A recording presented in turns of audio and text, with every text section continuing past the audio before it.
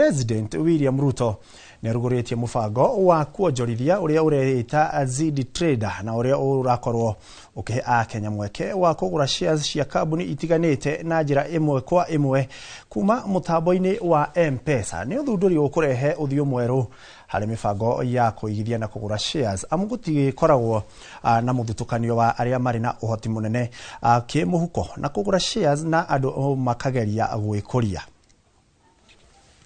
Through the seamless integration of stock trading into the Mpesa platform, millions of Kenyans, especially our young people and women, will gain simple, affordable, and convenient access to investments in shares, in bonds, and other products listed on the Nairobi Securities Exchange, placing the tools of ownership and growth directly into their hands.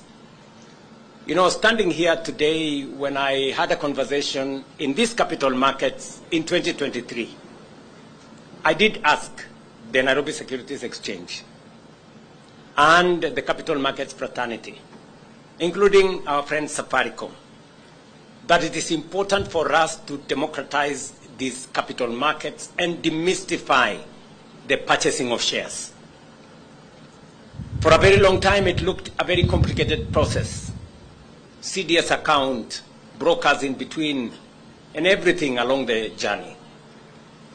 And I did ask that it is important for us to find a mechanism where citizens, from the comfort of their phones, they can be able to buy shares and trade at the capital markets.